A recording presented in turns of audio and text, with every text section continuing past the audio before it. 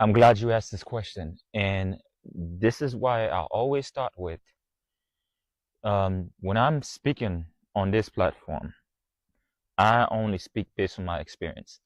And trust me, that video that you commented on, I got some like backlash as well, especially from my Haitian people.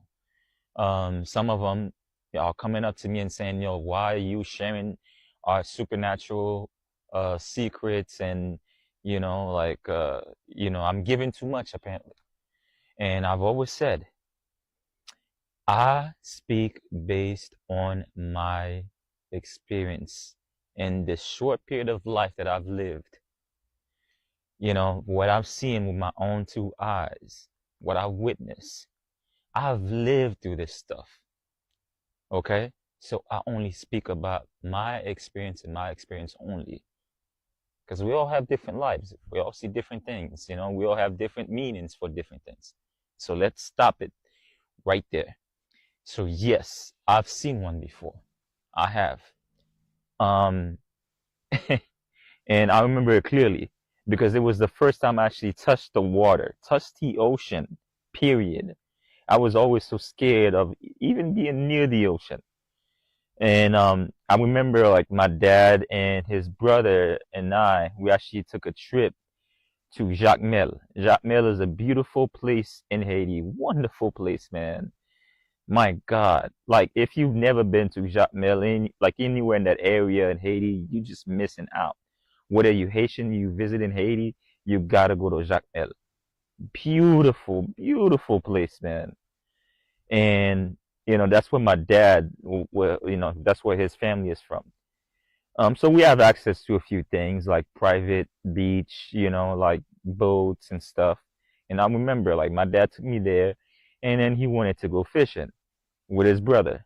His brother, my uncle, who recently passed unfortunately, is a jokester. Like he loves to play pranks, he loves to play with us, loves to blend with the kids and stuff. And we took a boat uh like deep in the ocean to fish. And I was scared the whole time because like I said, never been around the ocean, always so scared of it. But like, I'm with my dad and I'm with my uncle, so I trust them, they're grown up, so let's go. I was a young kid too, like you always curious no matter what you actually scared of. And then like once we got to a spot, like in my uncle who's actually he was a very well-known fisherman around that time. And like he knows like the specific spot to actually go fish for a certain fish. And everything's going good. We're starting to like pile up with some fish into the boat. Some like lobsters, some lumby, conch, what you guys call it. And my uncle all suddenly decided to play a prank on me. As I'm standing by the boat, just looking down at the fish swimming, he calmly and quietly told my dad, "Let's just test his swimming skills, because at this age, that's when you actually start teaching them how to swim." And not knowing what he was gonna do next, this dude came right behind me and pushed me into the ocean. All I could remember is that like I just like flew into the water, and all of a sudden I start to sink and I start to swallow that salty water. And I kept my eyes closed because I'm like, if it's that salty, that means my eyes are actually gonna hurt. So I'm like, yeah, I'm gone. I'm not gonna make it out alive. So I'm just like kept on sinking. I can see my dad is trying to tell him, get him back on the boat, get him back on the boat. He's like trying to push my dad away. Let's see what he does. And I just kept on sinking. And one thing told me to suddenly open my eyes, like, you'll be fine. And as soon as I opened my eyes, this humanoid figure, and I'm gonna describe it to you. It looked like it actually it had like long ears, pointy nose, very skinny lips, but then like it was like a blue pale type of like skin tone with like different like dots on the face the body, and it was just like shining in the water, but spinning right in front of my face. And I didn't panic. I wasn't scared at all. And then it gave me like a quick kind of like smirk, like a smile. And then all I remember was being floated up and resurfaced, above the water. And then my uncle just grabbed my arm and literally like lift me up into the boat. When he lifted me up into the boat, that's when I started to feel pain. Like my stomach was just like bubbly and heavy. And then I started to throw up, and whatever amount of water I've swallowed, like during that time. And my dad told me like he was scared because I was there for like at least a couple minutes. But to me, it felt like it was like more than that. It could have been like, I felt like I was in there for like 10 to like 15 minutes looking at this being, maybe trying to make some kind of like communication or something, but like I couldn't understand. It was just like eye to eye, like, like moving his head very slowly, like, but I could tell it was a male, it was not a female, because the face structure, like the cheekbone, and stuff like that. It was just a moment that like I kept to myself for a long time before I actually even told my mom, and I told my dad what I saw. And they told me that I was probably in the moment, I was seeing things, but I know what I saw. I was still alive the whole time. I remember everything that happened from the moment he pushed me into the water until I actually came and resurfaced and got on the boat. I remember the peace I felt when I saw this being, and I remember the pain I felt when I got into the boat and I started throwing up, and my stomach felt like it was just like about to blow. So yes, I believe they actually seen one before, and that could be it. I know we all describe it differently. We all describe mermaids differently, but sirens, mermaids, whatever you call it, ocean beings, I don't care, aliens, they all come from like some type of entry, black hole, or portal, whatever you want to call it. But they right there in the ocean, everywhere, not just Haiti, everywhere.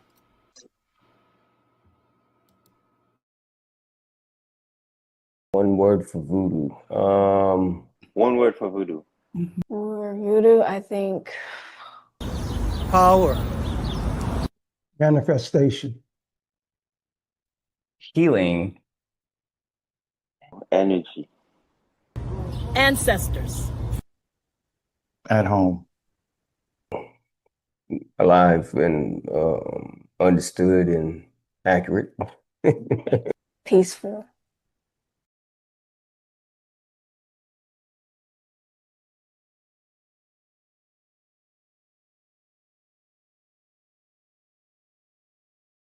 And salutations, honor and respect, honor and respect, honor and respect. Divine all blessed greetings and salutations. It is another edition of Revolutionary Hoodoo, New Orleans Voodoo Secrets and Recipes. Brought to you by, powered, promoted, sponsored and supported by NOIVD, New Orleans International Voodoo Day. And May 23rd and 24th, 2026, New Orleans International Voodoo Day promises an inspiring and immersive experience with a diverse lineup of engaging events.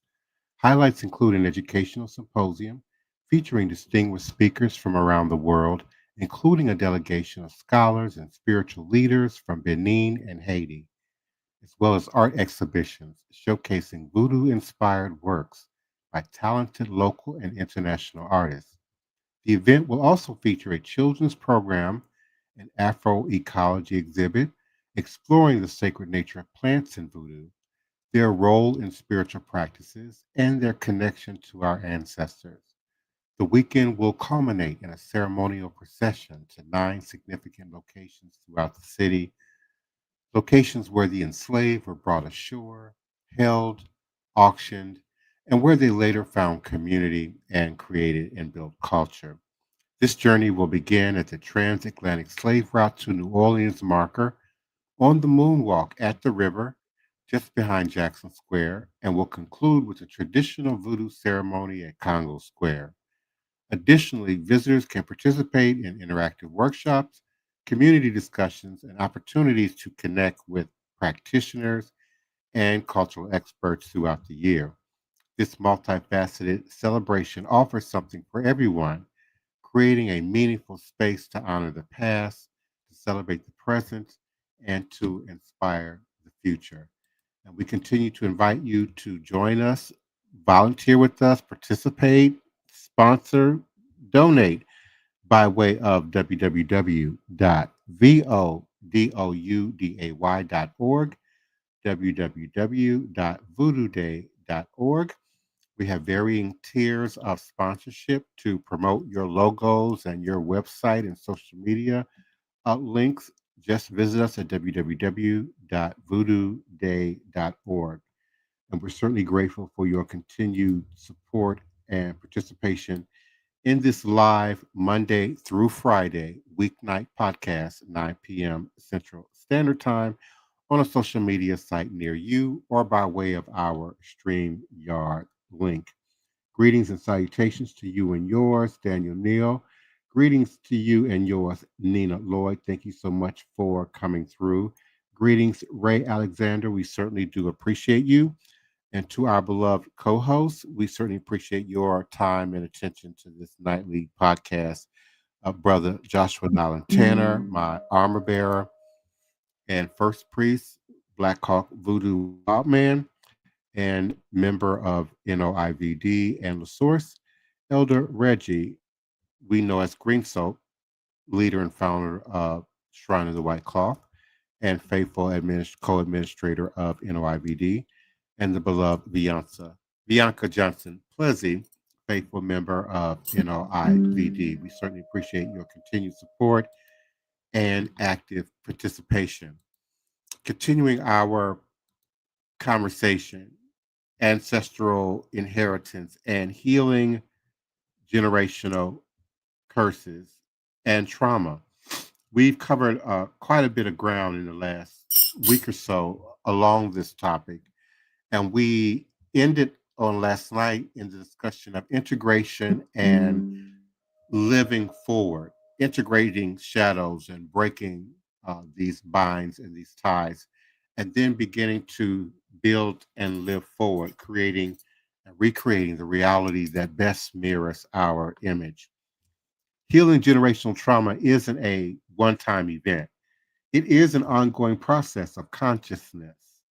As you heal layers, new layers reveal themselves. As you grow, you see patterns you couldn't see before. The goal isn't to completely free yourself of ancestral influence. That's neither possible nor desirable. The goal is to be conscious of those influences, to choose which patterns serve you and which needs transformation, to honor your lineage while living your own life. Being a generational curse breaker or a cycle breaker is both a burden and a gift. You carry the weight of transformation, but you also carry the possibility of freedom. You may feel lonely as you diverge from family patterns, but you're never alone. You're supported by all the ancestors who dreamt of something different. Every choice you make towards healing ripples through time, and each pattern you break frees energy for creativity and joy. Every shadow you integrate brings light to your entire lineage. Generational healing is sacred work, and you're not just healing for yourself. You're healing backward through time and forward into possibility. You are the answer to your ancestors' prayers, the one they were waiting for, the one strong enough to transform what they could only survive. And this work requires immense courage. It means feeling what previous generations could not feel, speaking what they could not speak, and transforming what they could not transform. It means bringing the bridge between the old and the new, honoring the past while creating a different present and a better future. But you don't have to do it alone. You are supported by your ancestors who want healing, by descendants who deserve and need your courage, by others doing this same sacred work. And every person who heals their generational trauma helps heal the collective trauma of humanity. Your healing matters. Your courage to face the family's shadow changes everything, and you are breaking chains that have bound your lineage for generations. You are creating possibilities that haven't existed in your family line, and this is your sacred task to transform suffering into wisdom, into power, to transform trauma into resilience, and shadows into light. And not just for you, but all who come before and all who will come after you. You are your lineage, and you are what your lineage has been waiting for. You are the generational curse breakers. And I want to again thank everyone in social media for your continued support and participation. And I want to respond to some of the questions that we have received. First question: how do I know if my issues are from generational trauma or just my own personal experiences? Well, often both are true. Your personal experiences may be recreations of ancestral patterns. Signs of generational trauma include feeling anxiety or depression with clear, no personal origin, having strong reactions to historical events or cultures you're not consciously connected to, experiencing recurring nightmares about events you have not lived, noticing family patterns repeating across multiple generations, carrying fears or phobias that seem irrational given your actual experience, or struggling with issues at the same age your parents or grandparents struggled.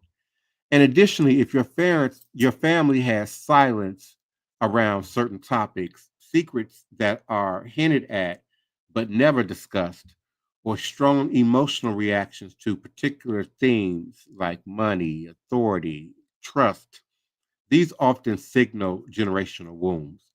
The key is doing both. Honor that your personal experience matters while investigating whether you're also carrying ancestral trauma.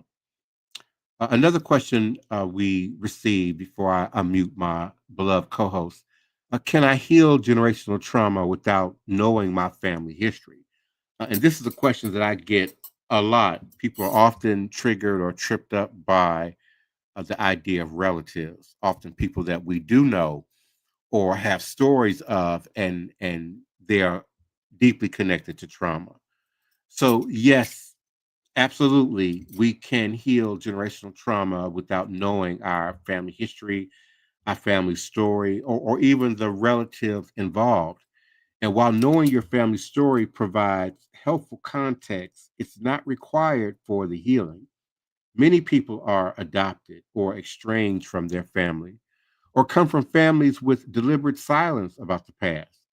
And you can heal through working your body, which holds ancestral memory regardless of conscious knowledge, noticing your own patterns and where they feel disproportionate to your experience, using, as we discussed last night, somatic therapies like EMDR, somatic experiencing, what Iana Van Zant calls tapping, or trauma informed body work, doing generic ancestral healing work that honors unknown ancestors, and paying attention to what activities activate you emotionally.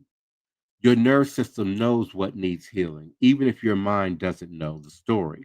And sometimes not knowing the details actually makes healing cleaner because you're not getting caught up in the narrative, but working directly with the energy pattern. Trust what needs to be healed will make itself known to you, and then send that shadow into the light. And again, I want to thank my beloved co host, greetings and salutations. Queen Mother Sister Toni Martinez, you can please unmute and come on in. Brother Joshua Nylan Tanner, thank you so much for your support. Elder Reggie, greetings, do come on in. And Bianca Johnson, plus greetings and salutations. What say you? Hello, everybody out in the audience and on the panel. How's everyone tonight? We good. I have How's everyone out there? I have a phobia of open water, and I really don't know why. Because I'm not afraid of deep water. I know how to swim. I love the water. I'll do it in a pool. I'll do 10, 20 feet. I don't care. I just swim. Be all up in there like a whale. But when it come to open water, no, no, no, no, no. I'm not getting on no boat. I'm not going on the wharf too far out in the water. No. And I always try to figure out, why do I have that phobia of open water? Now, someone did attempt to drown me when I was a child in a bathtub, and they had thought I was drowned and left me for dead. But like I said, I don't have the fear of water. It's just open water. And I haven't been able to find out why I have that fear of open water.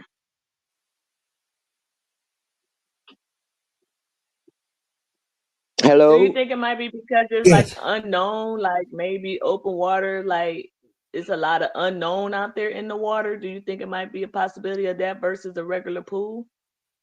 That could be true, because I like the video was talking about the sirens, the MERS, and whatever else they got out there. Is too much we don't know about in open water, like oceans and stuff. And that could be me not wanting to find out and having a fear of the unknown in that region. But just my spirit is some places I won't go. It's some buildings I won't go into. So I don't know. I always knew, like in my spirit, told me don't get on boats, don't do water sports or nothing like that. And I kind of always figured that I would drown or have a water accident or something in open water. So I listened to that gut feeling. But the unknown that's in water is just too much for me. Mm-hmm. It's just too much for me. And you're right, it's the unknown. I watch all the Jaws movies. I know them by heart. I can talk with the actors. No, thank you. A cruise, they ain't got to worry about me getting on a cruise. Y'all go have fun. I don't care how big it is. I'm not doing it. My irrational fear is watermelon. Don't laugh at me. Watermelon. Why you Oh, said don't laugh? I wasn't gonna laugh until you said don't laugh. I haven't been able to stand the smell of watermelon or eat watermelon since I was a child. And my family loved watermelon. My father would go and, buy 2, 3, 4 watermelons at a time off the back of, the pickup trucks, from the men that farmed out in the country, and would cut one in half and would eat, a whole thing per setting. I couldn't stand the smell, couldn't be around it. And I can eat honeydew, but not watermelon. Now, Do you go ahead. do you ever remember ever eating watermelon? Never. And then when I got into my 20s and began doing meditation and hypnosis work and past life regressive work, I had the memory of being lynched in a watermelon patch in a previous life cycle. Wow. And so that trauma has carried.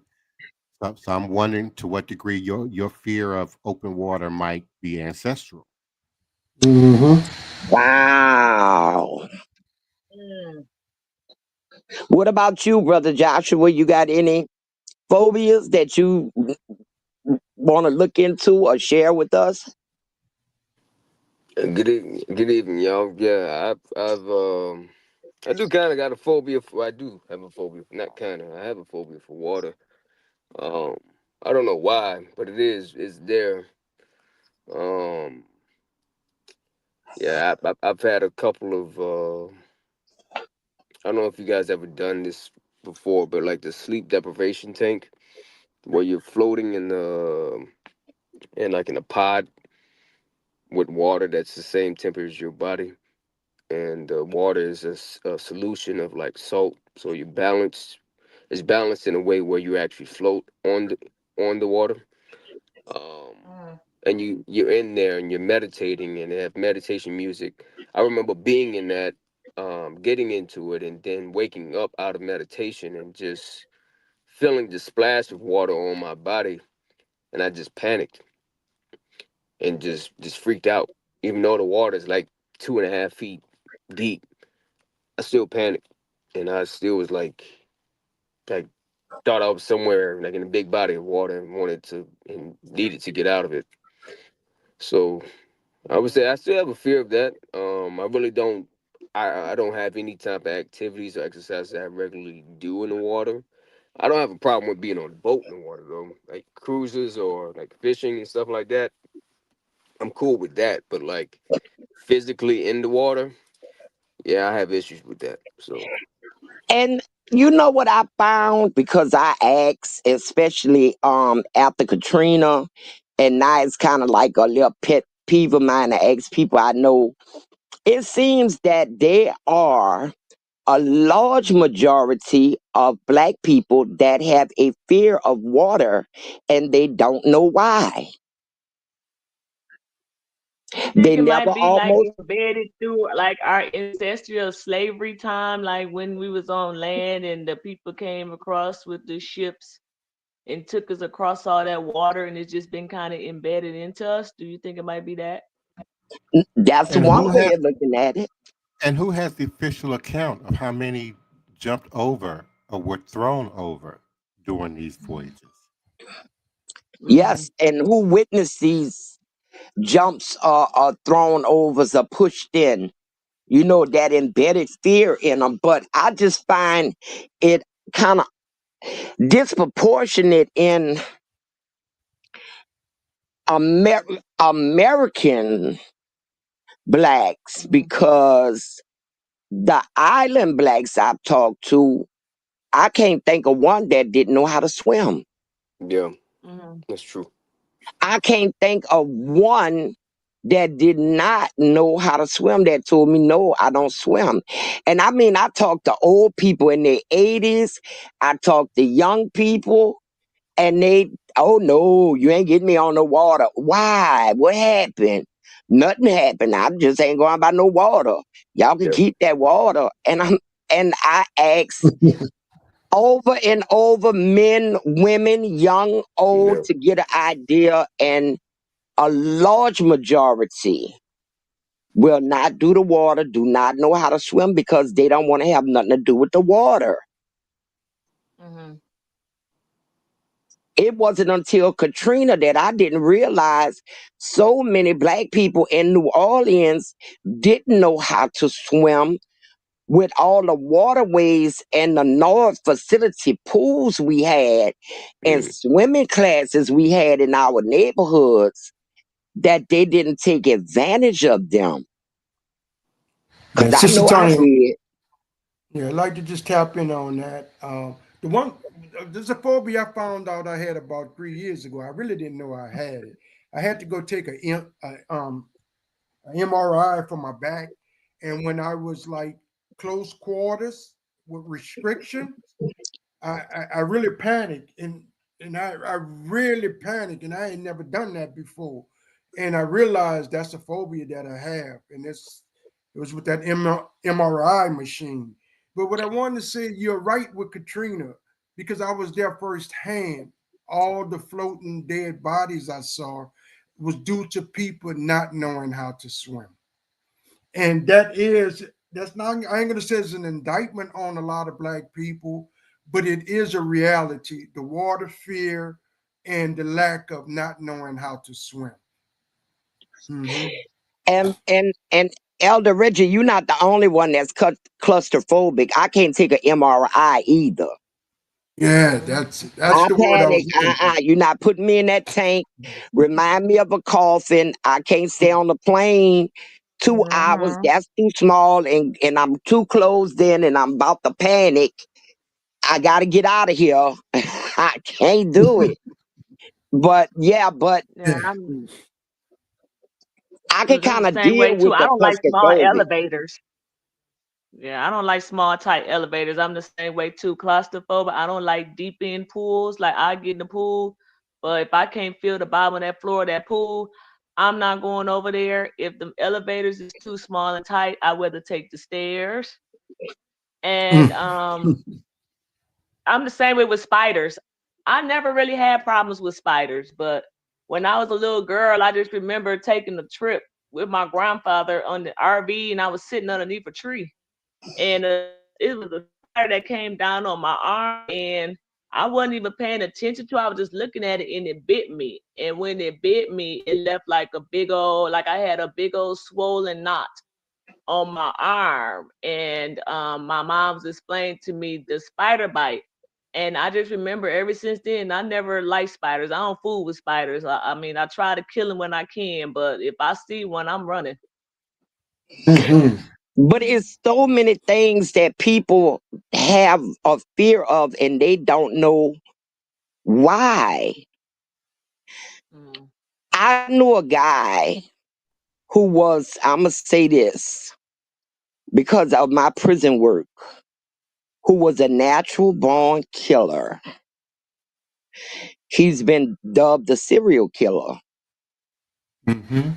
And he is afraid of cats, not black cats. It could be yellow cats. It could be brown cats. It could be any kind of cat. For all his harshness and coldness, let him see a cat and he will freak out. And I asked him, because he would come by my house when he got let out of jail on a technicality or something one time. And he came to my house. He would come to my house often. And we were sitting outside and a cat was coming. He literally got up and was running. And when he finally came back, like a half an hour later, I asked him, I was like, what happened? And he said, I'm scared of cats. And I found that, I was like, why are you scared of cats? He said, I don't know. I said, well, did one bite you or something happen to you? Not that I know of. But he told me he always had a fear of cats. So here is this natural born killer that all you have to do is show him a cat and he gonna run like a track star. Wow. Yeah. But I would like to, I'm not changing the topic, but I just want to touch on right quick before we end. In the video Divine Prince showed before he started the dialogue in reference to the young man who saw the siren in the Haitian waters. Well, what he had was which we all know it, but it's called a NDE, and I just wanted to just touch up on it right quick. NDE is usually a card doing what they say reversible clinical debt. Explanation for NDEs vary from scientific to religious. Neuroscience research hypothesized that an NDE is a subjective phenomenon resulting from disturbed body multisensory integrations that occur during life-threatening events. Some transcendent religious beliefs about the afterlife include descriptions similar to NDEs. I just wanted to add that in because when you practice in the ATRs do believe in reincarnation. So some of the events and some of the phobias and fears we have are directly tied to previous life forms, as Divine Prince had made mention earlier. And so that's why we don't really have answers all the time, because it depends on what life cycle that you are in. Yeah. Some of the previous life cycles are showing up. And that's what I wanted to add. Yeah, it was interesting. You got to think about Atlantis too. Atlantis was destroyed by water. Mhm. So those of us who were there at that point might just have a phobia from water from that too also. Or a combination of phobias from multiple lives. And Mhm. you know, Mhm. the current King James version of the Bible do not mention mermaids or sirens, but the books of the Bible they took out mentions them in depth that they existed. And as a matter of fact, that's what is said to be Adam's first wife was turned into the siren because she refused to come when God sent the angels to get her and bring her before them, and she refused 3 times. You talking about Lilith? Yes. Yeah. She was supposed to be turned into a siren. And then when Adam and Eve got kicked out the garden, according to the books of the Bible before they took them out, they tried to kill themselves because they were destitute. They was losing their mind. And one of the ways was they tried to drown themselves. But these mer people saved them out the water and swam them into the shallow end of the water. And they told them the story about them getting put out the garden. And the mer people said, well, you could come live with us. But in those scriptures, they had it like the mer people were kind of demonic because they knew Adam and Eve couldn't live underwater because they didn't have the gills and stuff that they had to let them be able to breathe. And I was thinking when reading that passage, well, why they just didn't let them drown in the first place instead of saving them again if they wanted them to drown. But they met them and they lived on the edge of the sea, and from where Adam and Eve ended up setting up camp, overlooking the cliff that downlooked the water where they was on one side, and on the other side it looked down into the land where Cain ended up going. But Sister Toni, in the ATRs, mermaids, if you want to call them that, they are a real phenomenon. It's a real phenomenon. I want to add that because there's a shift in the consciousness that has to take place in order for one to really see them. And some of that happened to work with them comes through initiation. There's some things that are done that allows you to shift that consciousness where you can see these type otherworld beings. But not only mermaids, there's others out there also. And I'm saying that because I have seen otherworld beings. I'm not saying that to try to flatter anybody, but I'm just saying what I have seen, and this is what I'm standing on. And some of it is not mythological. Some of it is just phenomenon, and it's just a shift in consciousness you have to go through to see it. Seeing things was the reason I was still 12 years old and sleeping with my mama with my hand wrapped inside of her gown so tight my fingernails went into my hand, holding on to her so tight from seeing things as a child. And we had locks on our doors and windows because I would sleepwalk, and my mama would not call it sleepwalking. That was the psychiatrist's term. She said I was being led out the house by these things that I was seeing. And we had buku safety nets for me to keep me from going out the door while they was asleep. But I truly understand what you're talking about, Brother Elder. As I got older, I didn't see them. But when I was young, 7, 8, 9, 10, 11, 12, I saw them all the time. That's when I told a social worker that I see demons. As you say, oh no, you got to go to the psychiatrist, baby. Something's wrong with you. But Sister Toni, I do believe, and you may have mentioned of it a few shows back, and you're not conscious of it, but I believe there are norms around you, and you see them in your own formation of how you want to see them, but that still do not take them from not being around you. Yeah. Mm-hmm. Around my house, in my backyard, and in my front yard. 'Cause my spirit show told me I needed known statues in my yard, and I did not hesitate to go get them. They all in my backyard, in my front yard. I mean, I know people passing my house. I got a bottle tree in front of the house. They be like, oh yeah. African statues looking out the window, protecting my front door. I know my son, my son's 7. And I know sometimes, you know, he at that age when he, you know, kids, they see things, but they don't know how to deal with it like how we deal with things.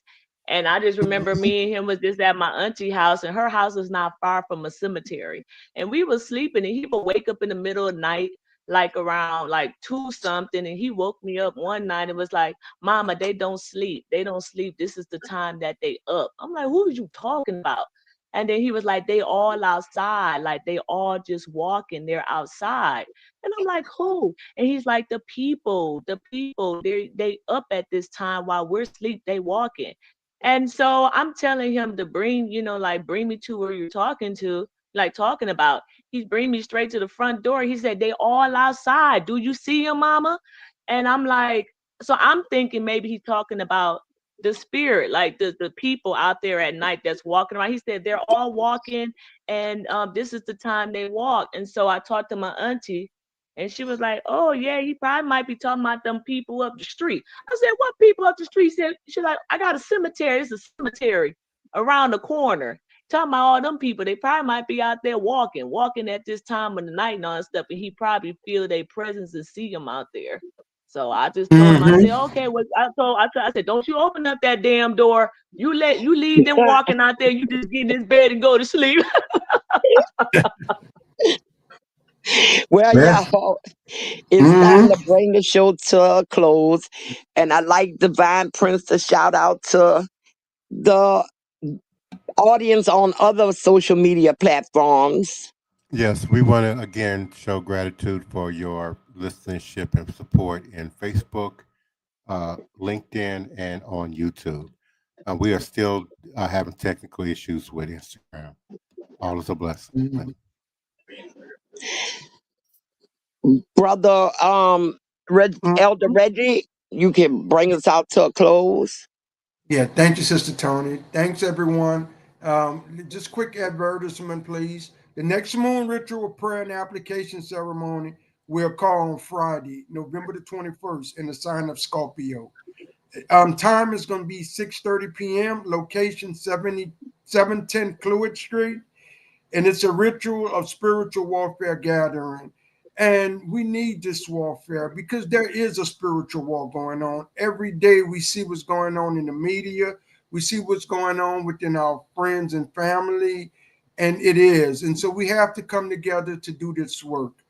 With that, I say, lest we forget, the spiritual medicine of voodoo brings healing and relief from the shackles of slavery that binds the master and the slave to the same chain of social division.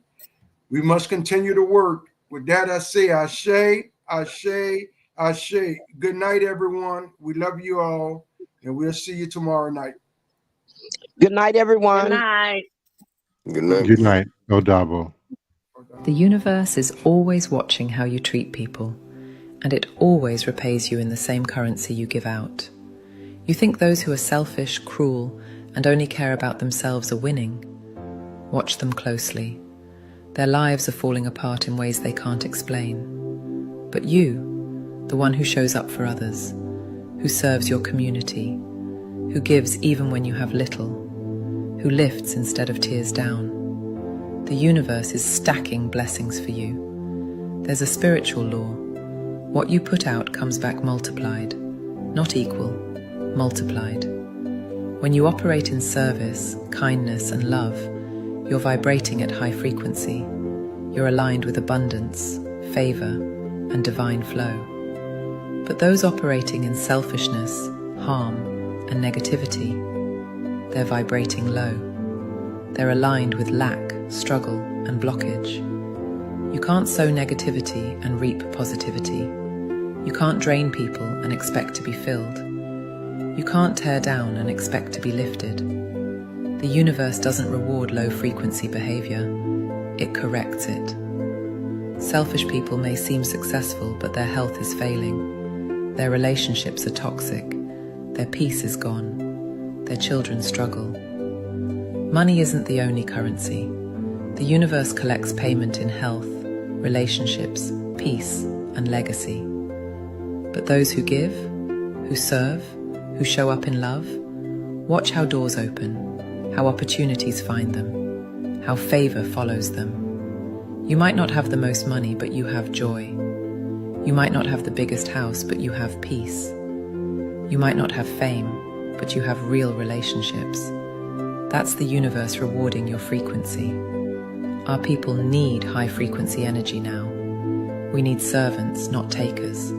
Lifters, not pullers. Healers, not harmers. When you operate in service, the universe mobilizes for you. Ancestors work on your behalf. Doors swing open. But when you operate in selfishness, you're on your own. No ancestral backing. No divine favor. Stop envying low-frequency people who look successful. Their blessings are temporary, and their peace is gone. Keep being kind, keep serving, keep lifting others. The universe is keeping score, and your reward is coming. Press the plus sign to raise your frequency. Hit follow for high vibration wisdom. Comment high frequency to claim it. Share to inspire service. They tried to make you forget the universe repays your energy, but I am here to help you remember. The universe is always watching how you treat people. And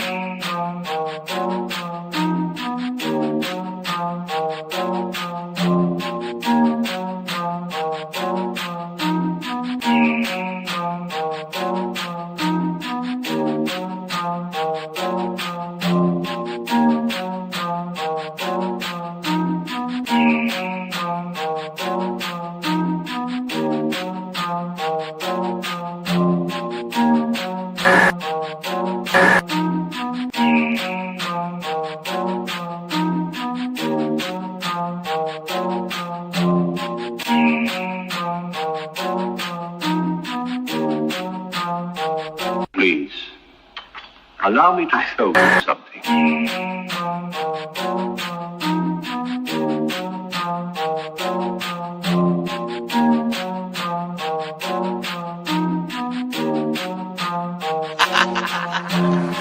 They say I'm crazy and that might be true. I got this white in my DNA, yet I'm coming for you. It's time we turn the tables, flip these motherfuckers on you. I wanna see you hanging from trees. It's time you pay for your dirt and your showtime. You created the monster, you created the beast. Now all this savagery you just gon' reap. I'm coming home, daddy, to the plantation, and I'm taking the lives of everybody, including the children, on some Nat Turner. Do you hear that sound? It's about to go down. Unleash the beast, we about to tear this motherfucker down. Do you hear that sound? It's about to go down. Unleash the beast, we about to tear this motherfucker down. I met my girl Harriet at the gate. If you wanna know how she doing, yeah, she straight. But she had one question: when we gon' get up? All that talking tough, yeah, we don't walk it tough. She got it locked and loaded, got that piece up on her side. She looked me in my eyes and said, "Meet you ready to ride?" Moving forward, you gotta use both eyes. Watch your front and watch your back. Keep your hands up on your gas.